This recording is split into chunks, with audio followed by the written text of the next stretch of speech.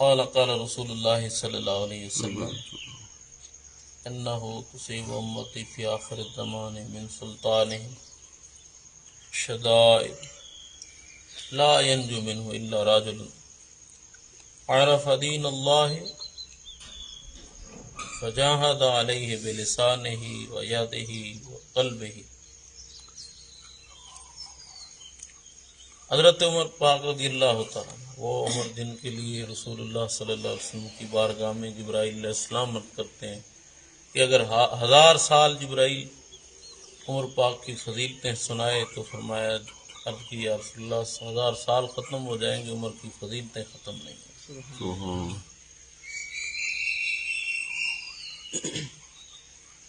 آپ فرماتے ہیں نبی کریم صلی اللہ علیہ وسلم نے ارشاد فرمایا کہ آخری زمانے میں میری امت کو سلاطین کی طرف سے شدائد پہنچیں گی۔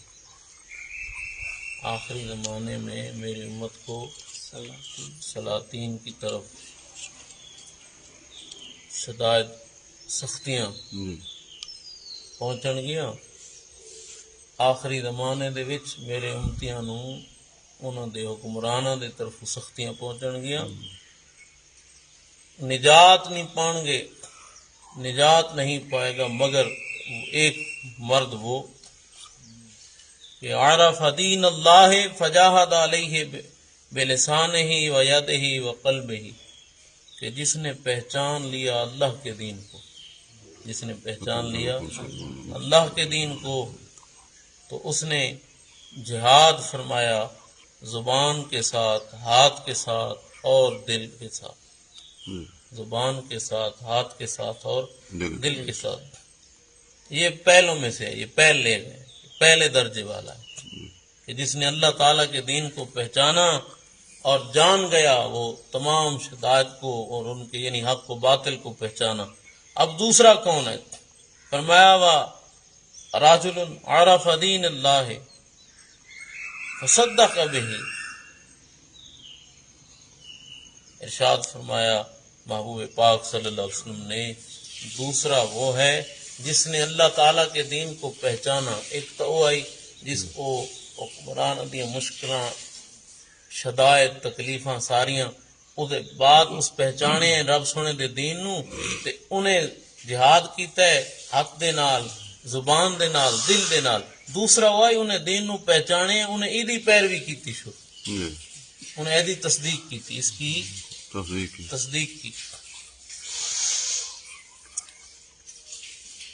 اور تیسرا کون ہے؟ فرمایا وراجل عرف دین اللہ فسقط علیہ، اور تیسرا وہ ہے محبوب پاک صلی اللہ علیہ وسلم نے ارشاد فرمایا کہ جس نے اللہ تعالیٰ کے دین کو پہچانا اور خاموش ہو گیا، فإن رأى، اور پھر دیکھتا ہے کہ من یعمل خیرا، کہ جس نے خیر کیا وہ اسے اچھا لگے، اور جس نے خیر نہیں، خیر کے سوا کچھ کیا وہ اسے برا لگے۔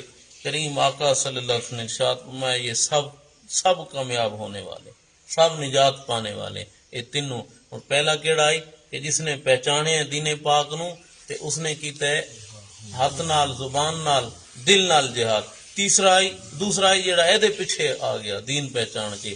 تیسرا وہ آئی کہ جس نے دین پاک نو پہچان لے اور دی حالت ہے کہ اچھائی والا اس نو اچھا لگ رہا ہے، برائی والا انہوں برا لگ رہا ہے۔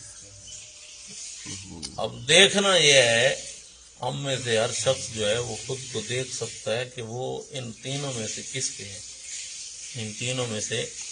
ہاں کئی لوگ جو ہیں وہ خود کو بہت زیادہ کوئی درجے والا سمجھ لیتے ہیں، اور اللہ تعالیٰ جل شانہ کی مخالفت، جب وہ اللہ تعالیٰ کی شریعت پاک کی مخالفت ہو، قرآن حدیث کی مخالفت ہو، تب بھی وہ بڑی یعنی وہ نرمی دکھاتے ہوئے کہتے ہیں کہ جناب ہمیں یہ چاہیے کہ ہم اب بھی ان کے ساتھ وہ سلوک کریں کہ جو سلوک اخلاق والا ہے، یعنی ان کے نزدیک اخلاق والا لگتا ہے ان کو، ان کے ساتھ نہایت نرمی، ان کے ساتھ چہرہ نہ بدلے، دل نہ بدلے۔ سنو حضرت ابو سعید خدری رضی اللہ تعالیٰ عنہ آپ فرماتے ہیں، بلکہ یہ حدیث پاک کیا سمجھنے کے لیے بات کہ حضرت جابر رضی اللہ عنہ فرماتے ہیں نبی کریم صلی اللہ علیہ وسلم نے ارشاد فرمایا، حکم فرمایا اللہ تعالیٰ نے، وہی فرمائی اللہ تعالیٰ نے جبرائیل علیہ السلام کی طرف، فرمایا نقلب مدینہ قضا و قضا بأہلہا، فلاں فلاں شہر اور شہر والوں کو الٹ دے. سنو فلاں فلاں شہر والوں کو شہر والوں کو الٹ دے. فقال یا رب ان فیہم عبدک فلانا لم یأسک طرفت عین، میرے اللہ اس میں تیرا ایک بندہ ایسا بھی ہے جس نے آنکھ چپکنے کی دیر تیری نافرمانی نہیں کی، جس نے آنکھ چھپکن دی دیر تیری نافرمانی کو نہیں کی تھی. مولا رب تعالیٰ نے کیا فرمایا؟ فرمایا فقال اقلب علیہ و علیہم فإن وجہ لم یتمر فی ساعتن قط، پیارے ان پر بھی عذاب لا اور میرے اس بندے پر بھی لا، میری رضا کے لیے میری خاطر کبھی اس کا چہرہ بھی نہیں بدلا.